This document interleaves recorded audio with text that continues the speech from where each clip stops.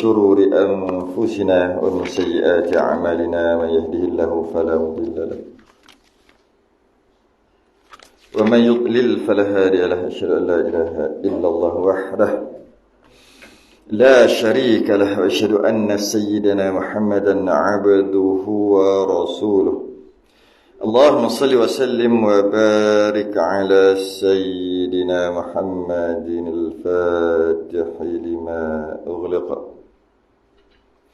والخاتم لما سبق ناصر الحق بالحق والهادي إلى صراطك المستقيم صلى الله عليه وعلى آله وأصحابه حق قدره ومقداره العظيم اللهم نور بالكتاب بصري وأطلق بلساني واشرح بصدري واستعمل به جسدي بحولك وقوتك فإنه لا حول ولا قوة إلا بك سبحانك لا علم لنا إلا ما علمتنا إنك أنت العليم الحكيم ولا حول ولا قوة إلا بالله العلي العظيم أما بعد الحمد لله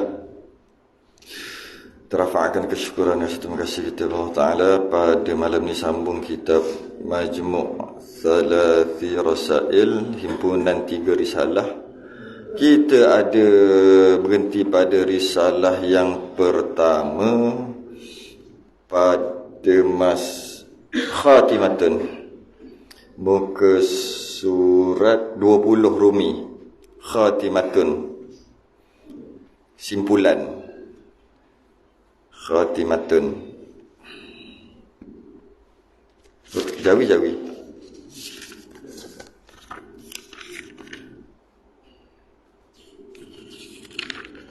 mendirikan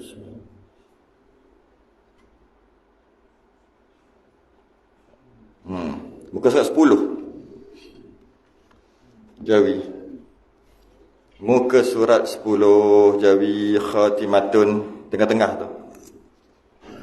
Baik, kita selepas membicarakan tentang, baru habis tentang perkara yang membatalkan iman, perkara yang membinasakan iman, macam-macam kita bincang. Jaga-jagalah mulut tu daripada sebut. Ialah dari segi i'tiqad pun kena jaga juga, dari segi pegangan dekat hati tu kena jaga. Itu kita fahamlah kan. Takkan dia i'tiqad dia berpegang Allah ada 2, 3, 4, Allah tak berkuasa dan sebagainya. Jaranglah. Cuma ada, jagalah i'tiqad pegangan. Jangan lupa juga perlu dijaga disebut di mulut ni. Jangan buat lebih kurang. Banyak disebut tu. Kalau kita tengok perkara yang membatalkan iman. Kalau bahasa kasarnya jadi kafir. Bahasa lembutnya perkara yang membatalkan iman. Tapi orang tak bagi sebut. Tak, jangan sebut kalau kafir-kafir ni. Tak apalah, tak sebut kafir tak apa. Tak nak sebut. Okey, tak payah sebut. Perkara yang membatalkan iman. Sama je. Okay. Sebut macam-macam ni. Dengan sebut kat mulut boleh jadi. Boleh jadi membatalkan iman. Dengan buat perbuatan, gerakan-gerakan, perbuatan-perbuatan boleh membatalkan iman. Lebih-lebih lagi dengan pegangan ke hati. Silap-silap boleh batalkan iman. Kita dah bahas panjang lebar. Sehingga habis dah. Habis. Kemudian dah cerita perkara yang membatalkan iman. Nak cerita sekarang, itu perkara yang membatalkan. Macam mana nak kuatkan iman? Tadi kan kita ditakutkan dengan jangan buat gini, nanti batal iman, nanti batal iman, nanti batal iman. Sekarang ajarlah pula macam mana nak kuatkan iman pula. Ni maksudnya. Qala al-musannif rahimahullah ta'ala wa nafa'ana wa iyyakum bi'ulumi fid darin amin ya rabbal alamin. Khatimatun. Ini satu khatimah. Kesimpulan semua, penutup dah ni. Pada menyatakan perkara yang jadi tetap akan iman. Nak kuatkan iman, iaitu 6. Ada 6. Yang pertama, mendiri sembahyang dengan bersungguh-sungguh. Mendirikan sembahyang wajib, fardu tu. Kita bukan cerita perkara yang wajib, bukan. Yang wajib tu bab lain. Yang wajib tu bab lain. Hilang suara. Yang wajib tak wajib tu memang sembahyang tu wajib. Memang sembahyang tu wajib. Tapi mendirikan sembahyang dengan bersungguh-sungguh bab lain pula. Bab lain pula. Mendirikan sembahyang dengan bersungguh-sungguh. Kenapa? Salah tekan. Tas. Tak ada pun. Tak tekan apa. Tup. Buka. Dia makin slow sikit. Tak ada sentuh. Mungkin dalam. Yang kita nak bincang sekarang ni adalah okey. Biasa kat sini biasa ada gangguan sini biasa dia. Banyak kali dah kena. Banyak kali dah kena sini. Saya faham, no problem. Orang sini hebat-hebat. Dia memang dia tempat ni, para ulama kata tempat yang kalau banyak masalah, maknanya banyak orang hebat. Sungguh. Kalau kata banyak orang jahat, perompak jahat sungguh, bukan jahat sikit-sikit, jahat sungguh, maknanya ada orang alim sungguh kat situ. Dia memang gitu, dia seimbang. Kalau kata banyak orang sesat, maka banyak juga orang alim kat situ. Kalau kata banyak orang biasa-biasa, jahat-jahat biasa, maknanya orang pun baik-baik biasa-biasa. Jadi kat sini banyak gangguan tak? Sini banyak Tok Bomo ni hebat-hebat ni. Ada kat sini. Asyik kena ganggu je kat sini. Memang sungguh kena ganggu, bukan main-main. Okey. Jadi kita duk bincang sekarang ni bukan masalah sembahyang tu wajib ke tak. Itu memang wajib. Sembahyang fardu tu memang wajib. Kita cerita perkara yang nak menjadikan iman tu tetap. Maknanya tak ada perkara yang dapat membatalkan iman, melemahkan iman. Jadi macam mana nak buat? Sembahyang. Sembahyang wajib? Ya. Sembahyang bersungguh-sungguh. Dia lain. Buat sembahyang sah. Tapi diterima ke tak terima tu cerita lain, tapi sah. Tapi kalau sembahyang bersungguh-sungguh, dia lain. Dia lain cerita. Jadi untuk menjaga, untuk tetapkan iman kita, pertama sembahyang tu sungguh-sungguh. Kita boleh perhati, sembahyang sungguh-sungguh dia ada tiga. Pertama dari segi dalam. Itu kita je tahu, sungguh tak bersungguh. Kan ada orang dia nampak sembahyang, tapi sebenarnya dalam hati tak bersungguh. Itu hanya dia dengan Allah je tahu. Satu, kena jaga hati, sungguh-sungguh sembahyang. Yang kedua, kita boleh tengok dari segi perbuatan, gerakan. Boleh tengok. Yang tu boleh tengok. Yang ketiga, dari segi bacaan, perkataan yang keluar pun boleh tengok. Tapi dari segi hati tak boleh tengok. Jangan tuduh-tuduh orang dia ni tak sungguh mu ni. Hatimu tak sungguh, tak boleh. Hati tak boleh tengok, dia je tahu. Jadi hati kena jaga sungguh-sungguh, perbuatan kena sungguh-sungguh. Kita boleh perhati yang empat perbuatan boleh nampak. Macam mana sembahyang tak bersungguh-sungguh? Boleh nampak. Macam mana tahu macam ni kot. Dan kita tengok macam tak sungguh macam mu ni. Tak sungguh tu. Kalau orang bersungguh dia lain. Perbuatan dia tu lain. Dia macam gitu kot. Macam tu kot. Dia sungguh lah, kita tengok tahu dia bersungguh. Ada orang tangan letak bawah pusat. Dia kalau kita gini straight dia bawah. Macam malak macam. Betul? Berdiri pula gini. Nampak? Kalau dia memang dah dia begitu tak apa. Berjalan pun begitu, makan nasi pun begitu, sengit tak apa. Semayang je jadi gini. Tapi kalau dia makan straight maknanya tak sungguh. Itu dari segi luaran. Masa nak rukuk kan? Masa nak rukuk tu ada orang nampak dia rukuk, dia sujud dengan bersungguh-sungguh. Ada orang dia boleh tengoklah. Senang tengok budak-budak yang kena paksa. Semayang. Allah nanti lama nak tengok TV sikit lagi Ultraman habis sikit. Semayang sekarang. Cuba tengok dia semayang macam mana. Gitu tak bersungguh. Tak apa budak-budak. Kalau bapak budak. Jadi untuk bersungguh-sungguh tu yang pertama pegang dalam. Itu kita je tahu bersungguh-sungguh. Tak sabar-sabar nak semayang bersungguh-sungguh. Yang kedua luaran sungguh-sungguh. Yang ketiga bacaan. Ada orang Bismillahirrahmanirrahim. Ada yang tengok. Ada orang kenapa sungguh sangat? Sungguh tu lah. Ini bukan sah batal. Bersungguh ke tak bersungguh ke, kalau cukup syarat sah tetap sah. Kita cerita untuk menjaga iman. Tu. Jadi ada orang baca sungguh lah kata. Sampai kita tengok penat aku tengok baca. Penat kita tengok. Dia sungguh biar selagi tak kacau orang. Malah bagus. Bagus dia bersungguh tu dalam bacaan. Nak betul-betul. Dengan syarat jangan kacau orang Bersungguh hingga kacau orang tak boleh pula. Bersungguh tapi kacau orang sebelah. Orang sebelah tadi Malik Yaumiddin ke apa? Orang sebelah kuat sangat. Tu masalah lah, tak boleh lah. Bersungguh diri dia sendiri. Itu pertama. Maka dengan bersungguh-sungguh sembahyang dalam, luar dan kat mulut, maka antara salah satu cara untuk menjadikan iman kita tetap, tidak lemah dan sentiasa menguat. Dan tak pula kita akan kita terhindar daripada buat perkara-perkara yang membatalkan iman yang kita bincang sebelum ni. Cakap bukan-bukan, cakap pelik-pelik, tak ada berkaitan dengan sembahyang. Yang kedua, cara untuk menjaga tetap akan iman. Yang kedua, jangan berkata-kata pada waktu bang dan qamat. Tengah azan dan qamat bercakap tak haram. Itu nombor satu. Itu hukum fiqh. Dia lain. Hukum fiqh, kita kena bincang hukum fiqh. Bab ni bukan masalah sah batal berdosa, neraka, syurga, bukan. Ini tentang nak jaga iman. Ya. Ketika azan, bercakap tak ada masalah. Tak berdosa. Kalau paling kerah, ulama paling kerah pun dia kata makruh. Makruh masih lagi tak berdosa. Ulama yang ringan-ringan, yang biasa-biasa ni dia kata harus bercakap ketika azan. Tak ada dah, tak ada apa pun, tak ada masalah. Kerana paling tinggi makruh. Paling berat makruh. Haram memang tak ada. Okey. Tapi kita bincang bukan berkaitan dengan hal haram kan. Kita bincang menjaga iman. Jadi ketika azan, ketika qamat, tak boleh cakap. Yang boleh dengar dan jawab balik itulah. Allahu akbar, Allahu akbar, dengar betul jawab balik. Tu je yang boleh. Jika bercakap tak berdosa, tapi menyebabkan dalam boleh goyang. Orang ni sikit je kita goyang. Jadi yang kedua, cara untuk menetapkan iman supaya tidak melemah, jangan bercakap waktu azan dan iqamat. Yang ketiga, takut daripada hilang iman. Jangan lalai daripadanya. Itu kena ada. Takut, Allah, aku ni beriman lagi ke tak? Tu perasaan tu nak ada. Ya, aku ni iman aku sah ke tak? Tapi ngaji dah sah, tapi bimbang lah. Ada tu antara tanda iman tu terjaga. Tapi kalau aku confirm syurga, mana tak ayah hari mai semayang surah Nur Hidayah, berlambak tak semayang kat luar, itu tak tahulah.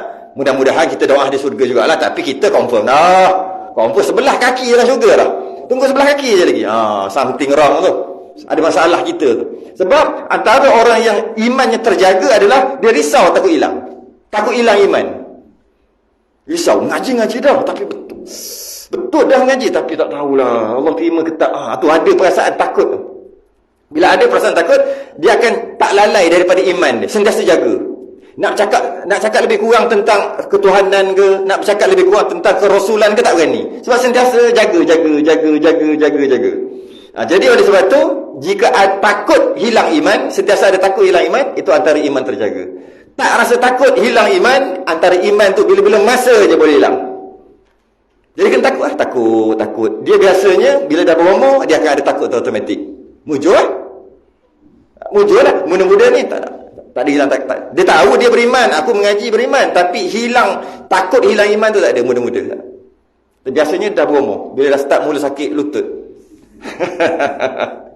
dah ada ni sakit, dah mula pergi-pergi, doktor kata makan ubat ni banyak ubat. Pakcik ada 3 serangkai. Masa tu dah rasa takut.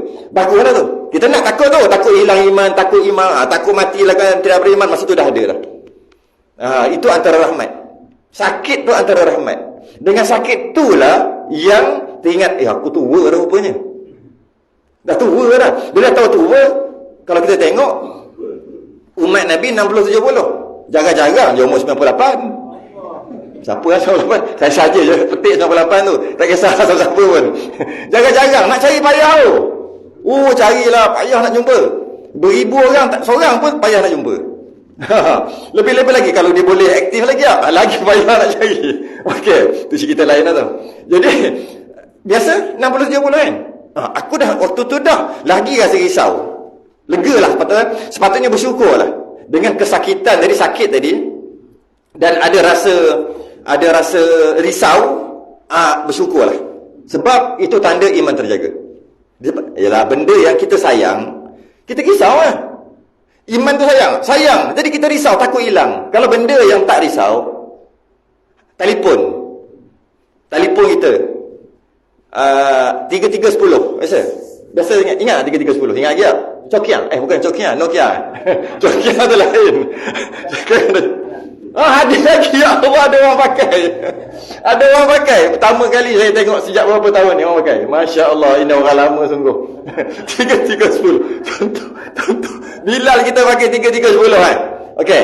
Kalau dia tak adalah macam kata letak kat situ, letak lebih kurang kan. Cuba pakai iPhone 14.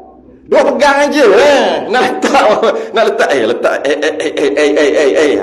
letaknya 45,000. Sebab apa? Sebab sayang sentiasa jaga. Tapi kalau itulah cakap Nokia tadi 3310 tadi, ini silap-silap kalau anjing mari sanggup balik, malah nak ambil batu sanggup balik, tak sayang. Malah kalau tinggal orang ambil ke, tak ada rasa sangat, tak ada rasa, biar. Ataupun kata tak ada siapa nak ambil, ataupun rasa biarlah kalau hilang pun. Itulah perumpamaannya kalau iman. Kalau sayang iman tu, itu risau tu. Aduh, kejap-kejap tengok. Ya, benda yang kita sayang, baru beli kereta. Volvo ke BMW ke yang baru beli. Terus semayang. Lepas semayang kecil, tengok takut hilang. Macamlah orang boleh ambil. Tapi cuba kancil. Kancil. Tak ada, tinggal itu. Siap lupa balik rumah. Aku bawa kancil tadi. Patah balik ambil kancil. Sebab apa? Tak pedulinya. Kita dah tak berapa ada nilai. Kita anggap ianya tidak bernilai. Jadi macam itulah juga iman. Kalau kita sayang ke iman tu, sentiasa, aku ni ada iman lagi ke? Ke batal dah. Aku ni. Jika ada perasaan itu, dan perasaan itu tak boleh buat-buat. Tak boleh. Nak cuba-cuba buat. Tiba-tiba risau. Tak ada. Kejap-kejap lupa. Dia tak boleh buat. Dia jadi sendiri. Jika ada perasaan tu, maknanya bersyukurlah kerana iman tu sentiasa terjaga. Ketiga. Yang keempat, jangan minum arak. Ini lagi lah. Jika sedikit sekalipun. Bab minum arak ni ada dua lah. Pertama, ianya haram. Dan jangan minum. Kerana untuk menjaga iman. Jadi ada dua lah. Yang lain cuma satu je. Mendirikan semayang bersungguh-sungguh. Dia kalau tak bersungguh-sungguh pun sah. Maka satu cerita. Jangan berkata-kata pada waktu bang dan komat. Satu cerita je. Berkata-kata, bercakap pun tak berdosa. Tapi nak jaga iman jangan. Ada satu cerita. Takut daripada hilang iman. Satu, takut hilang iman. Ya. Jangan minum arak. Ada dua. Pertama, minum arak tu jangan minum kerana fiqh haram. Yang kedua, kerana nak jaga iman. Ada dua lah kat sini. Jadi jangan minum arak walaupun sedikit pun. Kita tak ada masalah kot kat sini. Ada. Budak. Itulah. Betul. Ada dia dalam tin kan. Kalau kita saya dah tengok satu tu, dia punya syarikat Kasbek. Tapi nama air lain. Air inilah. Adalah lupa dah apa benda. Ada. Stout. Jenis stout kot. Dia punya syarikat yang buat jenis stout tu, dia ada buat air lain. Air yang minum-minum untuk budak-budak. Bimbang. Dia kata lah ada 0.4% alkohol sikit lah daripada anggur tu. Dia terhasil sendiri. Bukan nak buat arak. Dia pandai dah cakap. Tak boleh. Jangan. Tu risau tu. Jangan minum arak walaupun sedikit. Sekalipun. Untuk menjaga iman dan untuk menjaga fiqh kita. Ada dua lah jaga. Yang kelima, jangan menyakiti akan sama Islam. Jangan menyakiti sesama Islam. Walaupun perkara benar. Jangan menyakiti sesama Islam walaupun perkara benar. Kalau perkara tu tak benar, memanglah jangan menyakiti. Kalau dia tu tak benar, kita tipu, kita bohong, menyebabkan dia sakit hati atau sakit atau tercedera, itu memang tak boleh. Walaupun perkara itu benar pun jangan sakiti sesama Islam. Dalam masalah menyakiti sesama Islam ni, zaman sekarang dalam media sosial, luar ni tak apa-apa sangat dah. Tapi ada juga, tapi tak berapa ketara. Tapi dalam media sosial sangat ketara. Sangat ketara komen-komen tu. Status-status yang menyindir. Yang mana dia sindir ada orang tertentu tahu ni kata aku ni. Padahal dia sindir. Ataupun cakap direct nama. Yang mana akan menyakiti orang Islam yang lain. Jika macam tu, yang pertama, berdosa ke tidak? Sekejap. Tengok berdosa ataupun tidak, boleh ataupun tidak, tengok dulu benda tu betul, tujuan dan sebagainya. Kadang-kadang dia hukum makruh kan? Kadang-kadang tak haram. Tapi kalau dengan niat untuk menyakiti, haram kan? Tapi kalau dia niat untuk betulkan, macam nak, kan? Itu salah. Maka dia niat untuk betulkan. Tapi cara dia niat membetulkan tu dengan menyakiti. Okey? Maka kat situ, sebagian ulama kata tak berdosa. Tapi salah cara. Sebab dia nak betulkan yang salah. Tapi dengan cara menyakiti. Menyakiti tu bukan sakit, aduh je saja. Aduh ni tak berapa sangat. Minyak gamat hilang lah. Aduh ni 7 keturunan. Aduh ni. Aduh hati ni. Itu maksud menyakiti. Menyakiti tu macam mungkin menyakitkan badan dia sakit, mati, patah dan sebagainya. Itu menyakiti lah. Pedih, lebam, itu menyakiti. Dan perasaan pun nama menyakiti juga. Jadi kena jaga. Lebih-lebih lagi media sosial. Senang cerita. Kalau nak ambil tahu tentang dalam media sosial, boleh ambil tahu, tapi jangan ambil bahagian. Itu aja. Ambil tahu boleh. Oh gitu aja. Jangan ambil bahagian. Ambil bahagian macam mana? Baru aku tahu. Tu ambil bahagian tu. Orang lain pula baru tahu apa.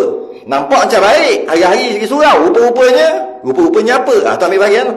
Panjang. Lah, mu tak tahu, aku tengok sekali tahu dah. Rupa-rupanya, saya tak malah nak tambah memang best. Saya berhenti dekat situ aja. Lepas tu orang lain pula. Jadi kalaulah dalam media sosial tak boleh nak buat apa kita zaman sekarang ni. Nak ambil tahu juga, ambil tahulah. Tapi ambil tahu sahaja, jangan ambil bahagian. Tak perlu like yang berkaitan dengan menyakiti ni, berkaitan dengan menyakiti orang. Betul atau salah, peduli kan? Ambil tahu saja. Jangan duk like, jangan duk komen, jangan duk apa-apa, jangan duk share, jangan duk apa-apa. Tapi kalau orang cerita, tahu. Apa komen? No komen. Entah. Cukup. Kalau nak ambil tahu sangat, lagi bagus tak payah ambil tahu. Tapi tak boleh sekarang ni, tak boleh. Mesti kena ambil tahu. Bergelodak, tak boleh tidur. Rupa-rupanya belek 2-3. Dah tahu dah, baru boleh tidur. Sekarang, kenapa tak boleh tidur ni? Rupanya ada terbaca, tapi tak baca habis. Nak tahu ni. Tapi bukan hal aku. Tapi nak tahu ni. Tutup orang tak percaya orang. Baring. Tak boleh tidur. Sejam. Belek. Ni cerita dia. Okey. Tutup. Boleh tidur. Sekarang. Macam mana? Ikut peredaran zaman lah. Cuma sila nak ambil tahulah. Walaupun tak ada guna buat ambil tahu hal orang. Cuma jangan ambil bahagian. Kalau tidak, jawab nanti ke akhirat. Dia kata kat sini, jangan menyakiti sama Islam. Satu. Settle. Istimewa jirannya. Istimewa tu maksud lebih-lebih lagi jiran. Yang ini bukan dalam media sosial. Di luar lah. Di luar. Kerana antara yang terawal mendakwa kita kat Padang Mahsyar, yang pertama sekali, kalau lelaki siapa? Yang pertama dakwa. Isteri. Apa tahu?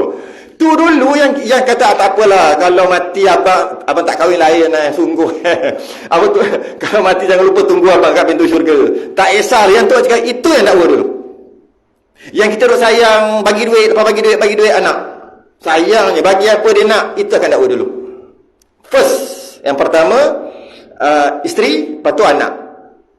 Lepas pada tu mak. Kalau dia tu lelaki, mak dia. Sebab dia tanggungjawab dekat mak. Kalau mak tu dah kematian suami, lagilah besar tanggungjawab anak lelaki ni. Kemudian itulah, barulah pergi, lepas ada keluarga sekeliling tu, isteri, anak. Kalau perempuan tu suamilah. Kalau perempuan, suami dia lah yang pertama sekali dakwa. Gitulah. Kemudian mak ayah, lepas tu anak kan. Cukup. Keluarga kecil tu. Lepas pada tu, kita kata lepas pada tu sepatutnya sepupu lah, pakcik ke jauh sikit. Tak, bukan. Jiran. Sebab apa?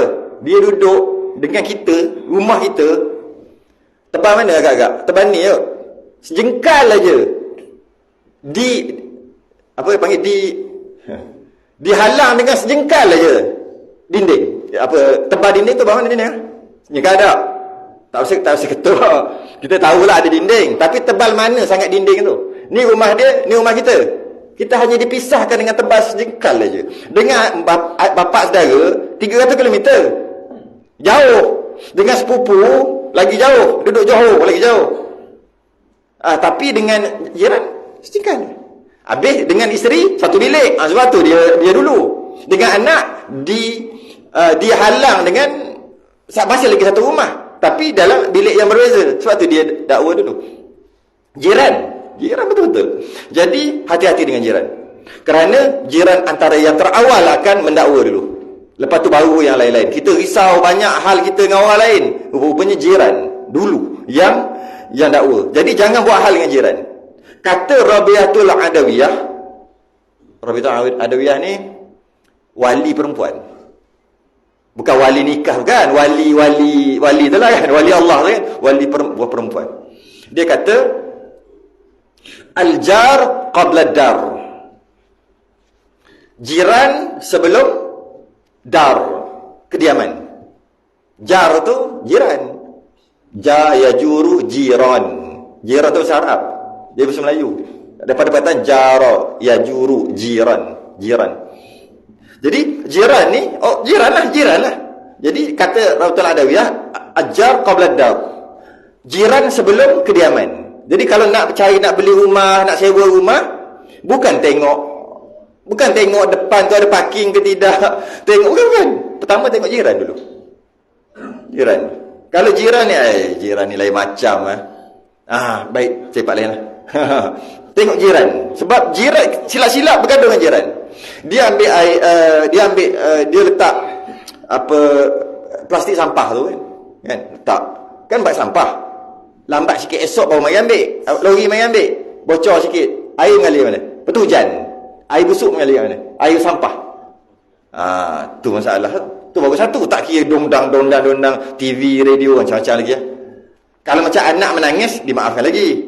Anak menangis, baby menangis, orang sebelah terganggu, tak boleh buat apa. Orang pun faham, nak macam mana anak dia kena, tak tahulah anak dia menangis ke apa ke.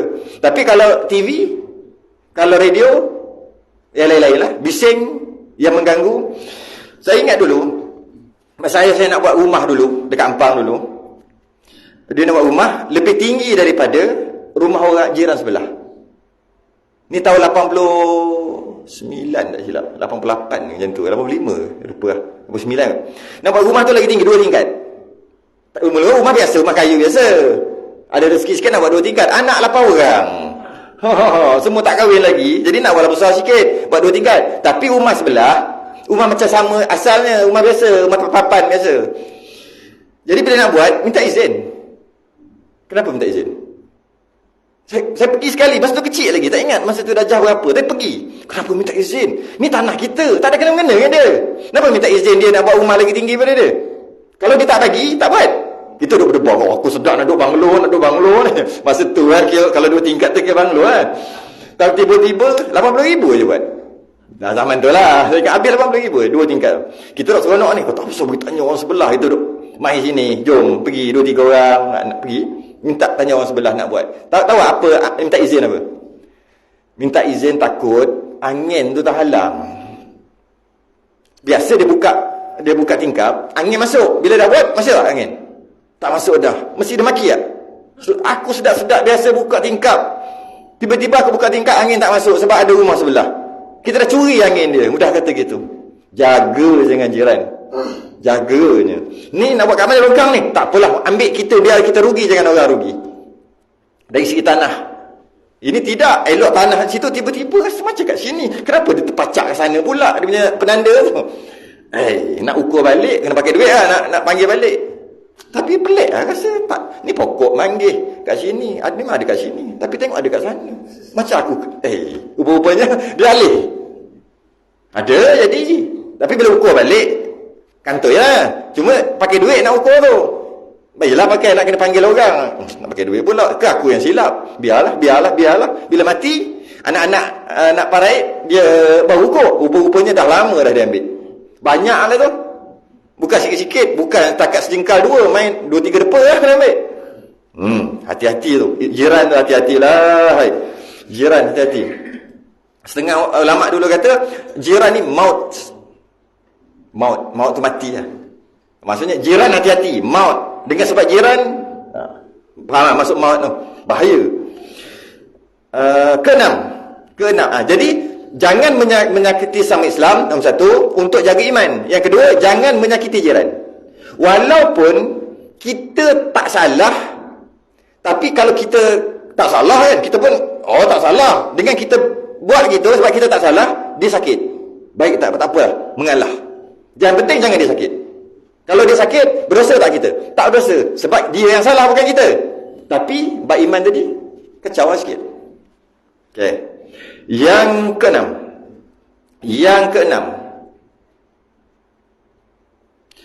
membaca kul huwallah. Kul huwallahu ahad, surah Ikhlas, kemudian daripada tiap-tiap sembahyang fardu 11 kali. Boleh? 11 kali. Memang tak ada harapan ni. Nak 11 kali je pun. Setiap kali sembahyang. Mungkin boleh buat sekali, 2 kali, 3 kali, 4 kali, 5 kali, 6 kali. Tak buat dah. Tapi kalau boleh buat, antara jaga iman, antaralah buat. InsyaAllah ta'ala ditetapkan iman bagi orang yang beramal ia dengan tersebut itu. 6 perkara tu. Allah. Yang kedua, yang ketiga,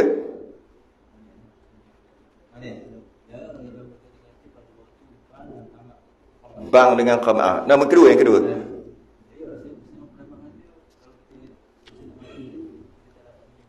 Tak dapat menyebut. Dia okey je, tak ada macam ni. Kita pernah dengar Jika orang yang bercakap-cakap ketika azan atau qamat, nanti dia susah untuk mengucap 2 kalimah syahadah masa nak mati. Okey, sekejap, berhenti dulu. Kita cakap dia boleh nada macam-macam. Kadang-kadang nada tu boleh jadi nada tak elok. Maksudnya cakaplah bercakap. Nanti masa nak mati tak boleh mengucap tau. Nada apa? Nada dosa ke nada apa tu? Nada dosa tak? Yelah nampak macam berdosa sebab dia cakap gitu. Okey, nada teruk lah. Jika tak, maksud teruk tu, jika tak boleh mengucap, apa? Neraka. Sabar dulu. Sebab tu kata, dia ada 2 benda. Pertama, jangan cakap ketika azan qamat. Satu. Itu dia punya, apa dia panggil lah? Muqaddimah pertama. Itu dia punya cerita awal. Sekejap lagi nak cakap ni. Yang nak cakap ni apa dia? Nanti, kalau cakap juga, tak boleh mengucap nak mati. Kejap. Ada 2 benda. Okay. Kita ambil yang tak boleh mengucap nak mati dulu. Adakah dengan mati tak boleh mengucap neraka? Confirm neraka? Tak. Adakah antara tanda mati buruk, mati su'ul khatimah, mati penutup mati yang tak elok? Tak elok lah. Dengan tak mengucap?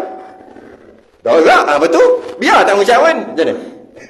Kata, jangan cakap. Nanti kalau cakap, ketika azan, tak boleh mengucap masa nak mati. Tak apa, tak boleh mengucap pun. Boleh tak itu?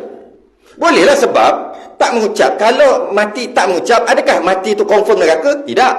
Adakah bila tak mengucap, mati tu mati tidak baik? Tak juga. Mana boleh kata tak mengucap tak baik? Kalau begitu berlambak berapa orang boleh mengucap masa nak mati? 100 orang, 9 dalam TV setiap kali mati mengucap je. Dia boleh sikit mengucap ya, mengucap. Asyhadu lagi. Padahal mengucap la ilaha illallah dia dengan asyhadu lagi. Lepas tu TV. Dalam kehidupan seharian, cuba kita tengok berapa orang yang boleh mengucap. Kalau kata tak mengucap, maknanya mati su'ul khatimah, mati buruk. Makna ramainya mati buruk. Tak boleh mengucap bukan bermakna mati buruk. Tapi kalau boleh mengucap, tanda mati baik. Dia bukan mafhum mukhalafah. Dia jangan buat main matematik kita. Matematik kita, kalau mengucap mati baik, kalau tak mengucap, matematik kita. Kalau mengucap mati baik, kalau tak mengucap, mati buruk. Jangan pakai matematik tu.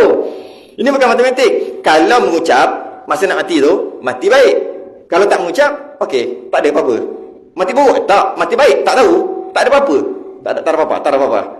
Tak boleh kata mati baik dan tak boleh kata mati tak baik. Kata mati je lah.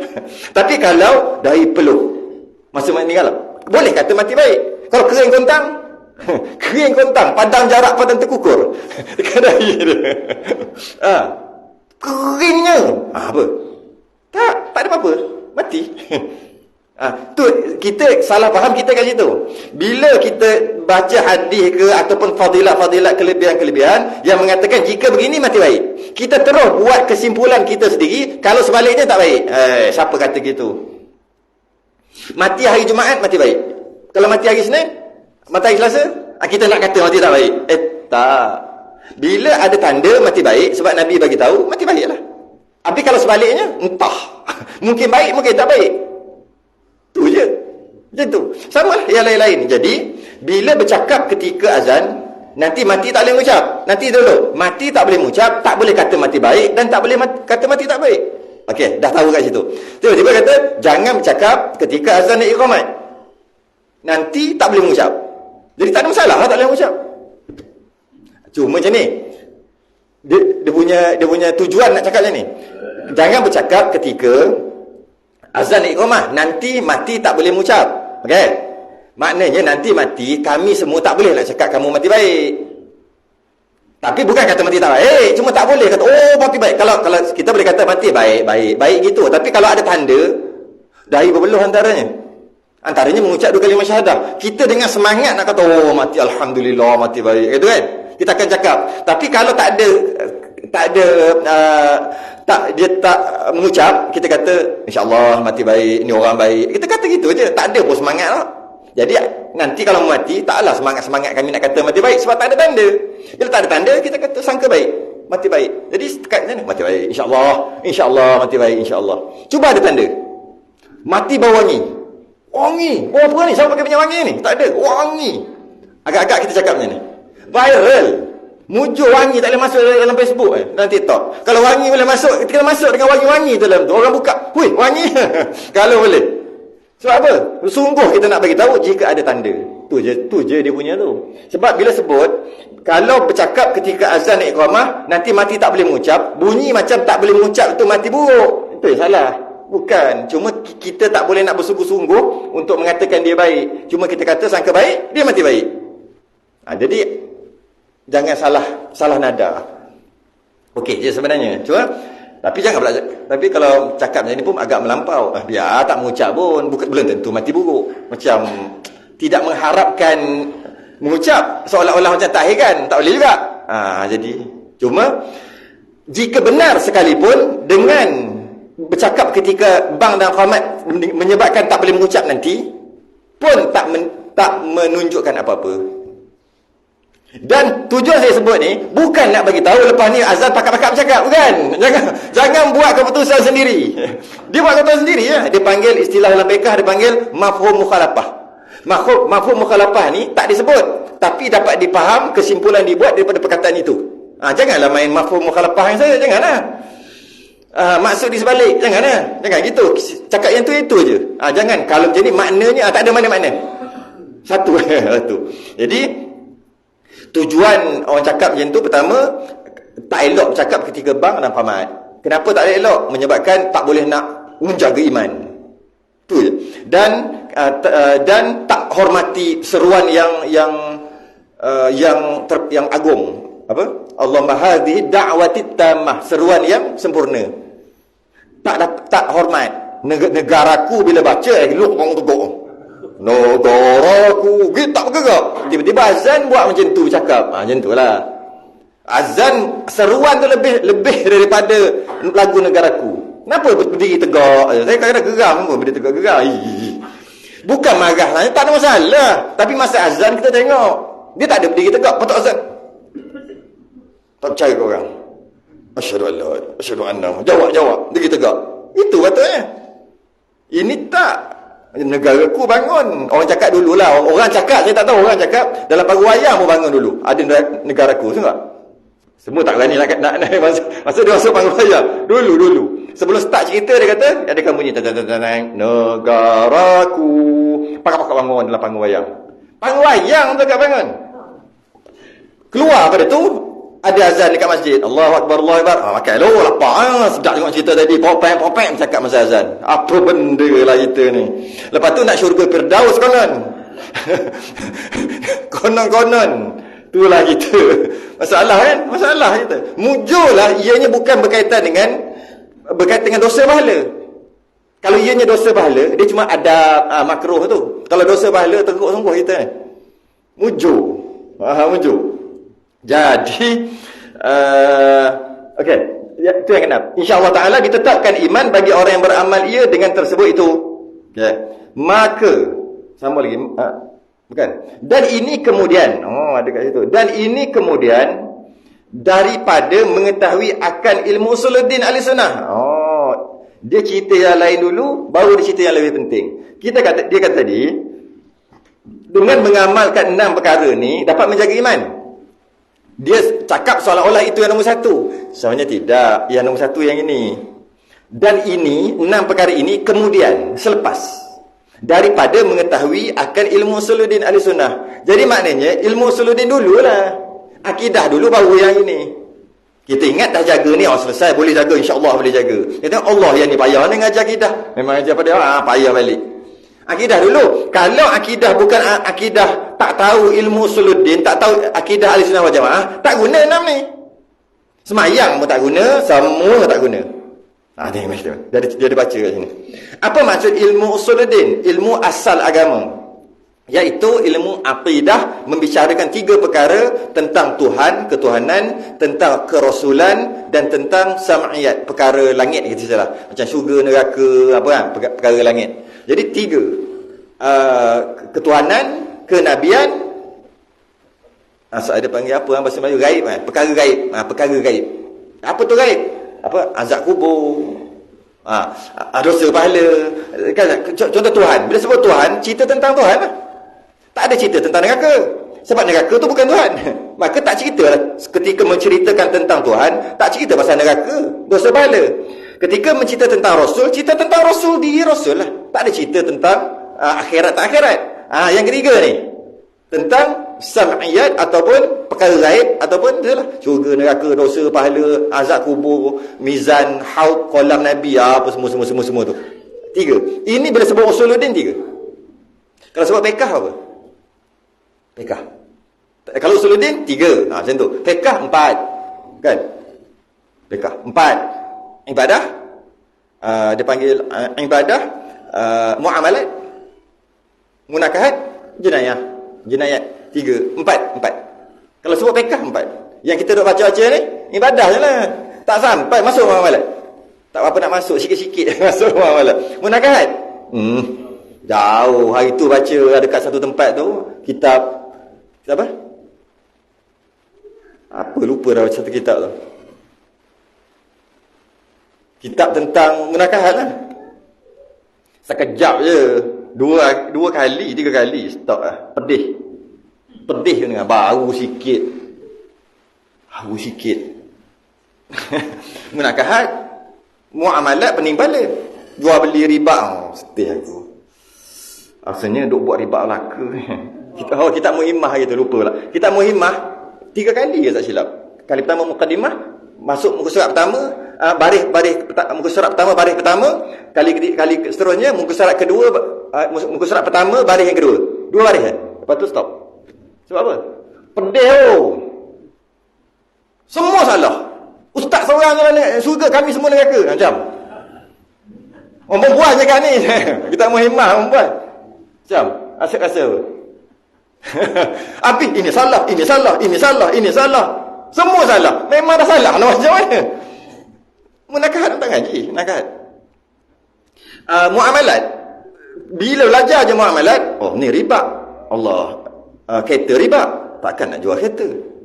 Rumah riba. Allah. Lepas tu pula cerita pula isteri dia gadai emas riba. Riba lagi. Jual emas beli emas riba. Pergi makan kat kedai, makan nasi, suruh kira dulu. Bayar tak? Berapa harga? Makan dulu, dia kata. Tuan kedai kata makan dulu. Dia makan. Makan tu akad apa ambil hak orang. Jual beli berapa harga? Nanti kira lah. Lepas tu lepas makan apa? Lepas habis makan baru nak kira. Habis kita telan tadi akad apa? Hutang. Kalau akad hutang mesti ada nilai. Mana boleh nilai datang kemudian? Nilai datang dulu baru hutang. Sekarang berapa nak hutang? Bukan hutang, jual beli. Nak jual beli berapa? Tak ada nilai lagi. Habis apa benda makan tu? Makan haram lah. Haram lagi. Ustaz seorang je halal lah. Jadi gitu. Jadi gitu. Iya, kena. Lepas tu, okey, makan apa? Saya ambil ayam sikit macam mana? Hati ada 2 ketul. 2 kata ada besar ada kecil. Lepas tu sayur satu, apa nak cakap? 3 helai sawi. Kan nak kata apa? Nasi saya ambil lebih sikit lebih sikit tu berapa? Dah makan dah. Lepas tu kuah saja, tak ambil isi. Lepas tu dia kira. Nah, RM18 cekik darah. Alah. Patut kira dulu. Sebab tu yang McDonald, KFC tu, itu lebih Islamik. Yang kita bayar dulu tu. Pergi bayar dulu baru sedia. Itu lebih Islamik daripada makan dulu. Tak boleh makan, nak tahu harga dulu. Makan dulu, dia marah kita. Tak apalah, bagi tahu dulu. Lepas tu dia marah, kita kata dia marah, dia pun kira. Saya hutang dulu. Tak payah hutang, mana boleh hutang kat sini? Maksud saya hutang makan ni. Saya bayar lagi 5 minit. Dia ingat hutang mesti bayar 3 hari je. Tak biasa dengar. Bila belajar, salah. Buat pajak durian. Ada bunga dah. Dia malas nak jual. Datang, biasa Tok Perai. Yang asal daripada Enterprise. Tok Perai tu daripada Enterprise. Datang. Dia panggil pajak apa dia panggil? Berapa ni? Pokok ni 3,000. Bagi, dapat duit 3,000 dah. Kalau banyak, untunglah Tok Perai tu. Kalau sikit rugi dia. Saya tak boleh lagi. Kita dah buat, malah aku ngaji muamalat. Muamalat tak ngaji. Munakahat kita muhimmah 3 kali. Stop. Jenayah. Nak jenayah apa? Ibadah tak habis basuh berak lagi, tak cuci. Kita tak tahulah kita buat apa. Wallahualam apa yang kita buat. Jadi bila sebut tentang fiqh 4 ibadah yang tak habis-habis ngaji tu lah. Masbuk, muafiq, rukun, tak rukun, tambah rakaat, tak tambah rakaat, basuh berak, istinja, wuduk, mandi wajib, haid nifas, semua tu duduk dalam ibadah. Duduk dalam ibadah tu baru satu semayang, tak masuk lagi yang ibadah lain-lain lagi. Haji lah pun semua ibadah lah. Banyak kat situ. Yang biasanya tak habis. Ngaji ibadah mati dulu. Biasanya lah. Kemudian akhir sekali bab siasah. Boleh masuk bab siasah? Bab politik boleh masuk? Nak masuk apa? Tak habis ibadah lagi. Lepas habis ibadah, habis muamalat. Habis muamalat, habis munakahat. Habis munakahat, baru masuk jenayah. Jangan lompat. Kalau lompat, itu yang masalah. Lompat terus. Dia ada turutan. Ada sebab ulama' letak siasah di ujung. Dalam kitab dia memang ada ujung. Bab hamba paling lah muka surat terakhir. Ada sebab. Sebab ada sebab. Bukan saja-saja. Ni belajar bab hamba. Wuduk salah je. Belajar bab hamba. Hamba muqatab lah, hamba tu lah. Seronok dia bincang tentang hamba. Ada baru ni. Dia kata, Ustaz, saya nak terjebak hamba. Hamba ada berapa jenis, berapa jenis, berapa jenis. Kenapa dalam ayat zakat masih ada lagi wafir riqab? Mantap dia ni. Dengan ayat Quran. Tapi tak tahulah. Bab istinja macam mana? Mandi wajib macam mana? Rukun-rukun selesai ke belum? Tapi itulah. Memang dia seronok. Sedangkan yang fardu ain yang awal-awal. Bila sebut fiqh 4, ibadah, muamalat, munakahat, jenayah. Bila sebut tauhid atau akidah ada 3. Pertama ketuhanan, yang kedua kerasulan, yang ketiga perkara ghaib atau sam'iyat. Kalau cakap pasal tasawuf 2 je. Iaitu mahmudah, sifat mazmumah. 10 sifat mahmudah, 10 sifat mazmumah. 3 benda ni fardu ain, selesai ni sempurna Islam. Sikit aja. Kalau masuk dalam silibus sekolah tak sampai setahun.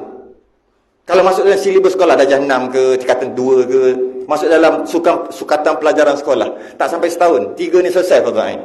Tapi tak masuk. Sibuk duk main recorder muzik tu Saya tak boleh lukisan. Tak comel lukisan. Tak, saya rasa pembaziran masa tu berapa minit biasa setengah jam 40 minit kan satu kelas kan. Bazir setahun berapa puluh jam tu duk bazir dengan lukisan, dengan muzik. Kalau kata matematik, bahasa, kita janganlah lawan pula. Okeylah kan, benda okey. Kalau benda-benda yang merapu macam tu, saya kena beli recorder dulu, panas hati, tak suka main. Kau tak beli 2 kali kena rotan dengan cikgu, darjah 5, darjah 4. Sebab tak beli recorder. Yang kita tak suka. Tapi kena beli sebab ada pengajian pula. Ada kelas waktu dia seminggu sekali. Teng main. Tu. Marah saya sampai sekarang lagi. Daripada darjah 4 kena rotan itu sebab tak beli 2 kali kelas tak ada. Pergi beli. Awak bukan orang tak ada duit. Dia kata ayah awak bukan tak ada duit. Pergi beli dekat sekolah punya tu. Pergi beli. Tak beli. Lepas kali ketiga baru beli. Sampai sekarang panas. Saya nak simpan hari tu hilang. Ingat nak buat frame patutnya, nak gantung. Apa benda tu yang duk belajar tentang muzik, tak ada seorang pun jadi pemuzik hebat ke apa ke. Buat lagu yang jadi kaya raya ke, tak ada pun. Habis buat apa? Bazirkan masa kami. Kami yang ada UPSR dulu, bazirkan masa kami dengan melukis, dengan muzik. Itu je yang saya ingat. Yang lain-lain saya tak ingat. Patutnya masa tu ngaji bab tadi ketuhanan selesai fardu ain. Itu tak kira masuk sekolah menengah lagi. Masuk sekolah menengah ada lagi yang bagi kita, alah nanti dia lepas dia habis SPM, dia belajar sendiri lah benda tu. Tak kira sibuk. Tapi nak macam mana? Sukan lah apalah. Sukan. Tak salah. Tapi banyak benda yang prioriti tu. Keutamaan tu. Bukan salah. Bukan kata jangan sukan. Ni sukan. Dah lah tu. Kena buat beli seluar tu. Pakai baju tu. Lepas tu kena pegang tangan. Pusing-pusing. Saya ingat lagi. Tu perempuan takkan nak pegang. Budak-budak pegang je lah.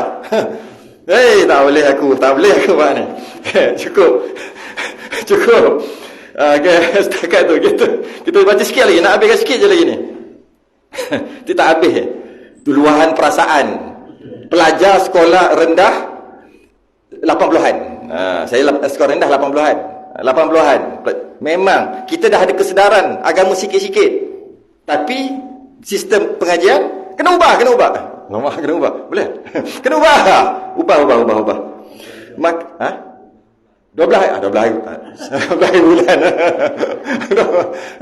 Aduh. Ya Allah.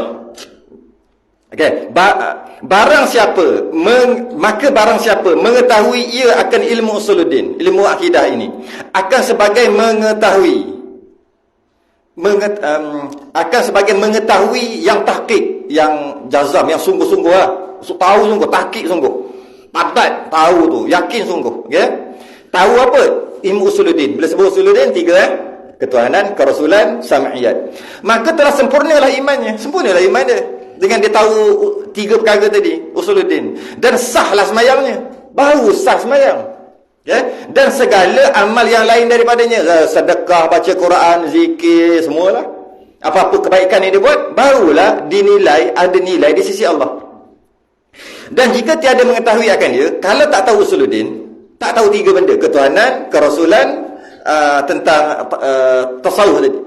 Tasawuf tadi. Bukan. Tak tahu tentang bukan, ketuhanan, kerasulan, dan sami'at, perkara langit tadi kan, perkara gaib tadi, tiga benda.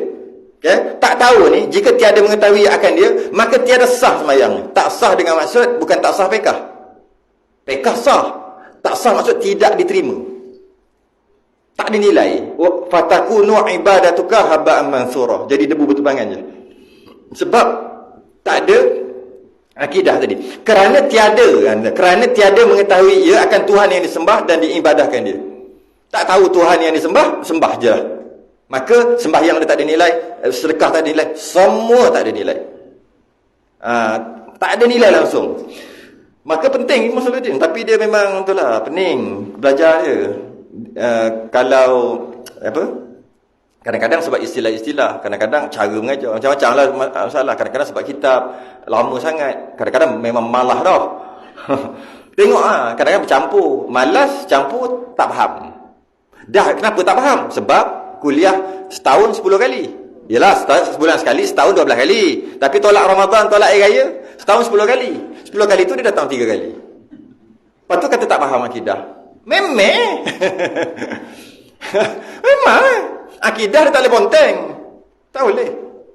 Ada pengajian yang boleh ponteng. Masuk boleh ponteng. Walaupun dia tak datang, dia boleh faham. Bila dia datang nanti dia boleh faham. Dia boleh faham pengajian waktu itulah. Yang dia tak datang tu dia tak faham lah. Kerana setiap bab tak berkait. Contohnya bab fiqh kan. Boleh. Kalau tak datang tu tak ada masalah. Tak ada masalah dengan maksud. Bila dia datang, faham. Datang. Minggu bulan depan, faham. Tak datang. Tak datang 2 bulan. Datang balik. Faham. Faham pengajian waktu itulah. 2 yang tak datang tu tak faham lah. Tapi dalam masalah akidah tak boleh. Tak datang, faham. Datang, faham. Tak datang. Betul datang balik. Tak faham dah. Dia sentiasa berkait. Bab akidah tak boleh. Dah lah sebulan sekali. Lepas tu pula setahun 10 kali aja. Sebab tolak Ramadan dengan Syawal. Dah 10 kali pula ustaz demam sekali. Sekali ada buat program besar-besar Isra Miraj. Kan seronok buat Isra Miraj. Jadi 7 kali. 7 kali bab akidah tu yang datang berapa kali? Muhak taham datang berapa kali? Gegar. 3 kali. Mana nak faham? Kena kadang-kadang kena katok kadang-kadang. Kalau tak katok tak berasa. Asyik dua belai. Lama-lama naik lemak. Kadang-kadang. Jadi tak sah. Masalahnya tidak diterima ibadah. Bukan benda kecil. Tak terima ibadah kalau tak faham tentang ketuhanan. Dan kata Ibn Qayyim, dan wajib atas ibu bapa bahawasanya adalah ia awal barang yang didengar akan anaknya itu ma'rifatullah. Pertama sekali yang dengar dekat telinga anak, bila anak tu dah boleh faham lah, maksudnya dah boleh terima ajaran, kita ajar dah boleh faham, pertama sekali kena ajar ma'rifatullah, kenal Allah. Ajar Tuhan, bukan hantu. Terbalik, Tuhan hantu. Kita ajar hantu. Umur 6 tahun keluar. Malah dia malah nak jaga budak tu buah. Keluar. Ada hantu kat luar tu. Awal-awal lagi dah ajar hantu kat anak. Mana anak tak takut hantu? Patutnya awal-awal lagi cerita tentang 3 benda ni. Tuhan, Nabi, sam'iyat. Syurga neraka. Kat mulut keluar, jangan buat, nanti masuk neraka. Jangan buat, berdosa. Bagus, nanti masuk syurga. Bagus, tu je ayat dia. Bukan jangan keluar, nanti ada hantu. Jangan. Daripada kecil, umur 6 tahun tu dah. Dia dengar syurga neraka, dosa pahala, Allah Nabi. Nak Nabi marah, Allah marah gitu. Itu je dia sebut. Bukan jangan nak tengoklah nanti pakcik sebelah tu pakcik misai tu marah. Tu dia tengok takut dengan pakcik misai sebelah rumah. Allah tak takut, pakcik misai takut. Kira Allah marah, dia relax aje. Pakcik misai ada, berlari masuk. Kita yang salah, takutkan dia dengan pakcik misai tu. Biasa kan pakcik yang kan kalau apa-apa hal pun panggil baca sebab tak ada nak kawal dah anak ni buah sangat. Panggil pakcik misai. Akhir sekali orang tu takut. Budak tu takut. Sedangkan awal-awal ajar ma'rifatullah, kenal Allah, takut pada Allah dan mendengar akan tauhid. Itu cerita tentang tauhid. Dan bahawasanya diajar kanak-kanak itu apabila berakal ia. Masa boleh terima lah. Kadang-kadang 5 tahun, kadang-kadang 6, kadang-kadang 7. Tengok keadaan budak tu boleh terima.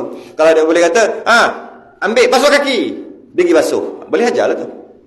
Masuk rumah, buka selipar, nanti kotor. Dia buka. Dia boleh terima pelajaran. Mulalah ajar tentang Allah dan Rasul. Syurga neraka. Mulalah sebut. Jangan buat gitu kat kawan. Nabi marah. Tu. Jangan buat macam tu kat kawan. Allah marah. Jangan buat macam tu kat kawan. Nanti berdosa. Tu. Dosa pahala. Syurga neraka. Allah Rasul. Tu lah. Pusing itu. Pusing benda tu daripada kecil. Kemudian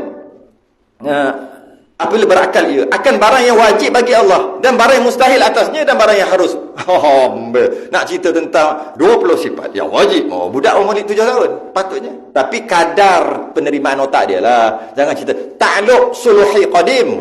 Apa benda? Aku tak tahu bapak dia kata. Bukan anak. Tanjiz hadis. Apakah ta'alluq qudrah, sifat qudrah. Jangan buat gitu. Allah mempunyai sifat istighna dan iftiqar.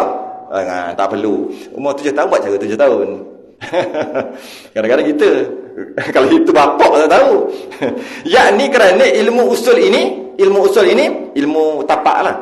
Asal dan pokok tapak atau penghulu segala ilmu lain daripadanya. Nombor 1 ilmu usuluddin, nombor 1 dia sebagai ilmu tapak. Tak ada tapak, tiang tak berguna. Tiang apa? Tiang sembahyang kan? Tiang agama. Tak ada tapak, tiang tak berguna. Tukar. Tak ada akidah, sebab tapak tu akidah. Tak ada akidah, tak kenal Tuhan, sembahyang tak berguna. Betul lah. Betul lah. Puasa ni bumbung. Sebab dengan puasa dapat bumbung lah kan? Teduh daripada apa-apa. Jadi tak ada tapak, bumbung nak buat kat ni. Maka puasa tak guna. Betul lah. Gitu lah. Zakat macam dinding.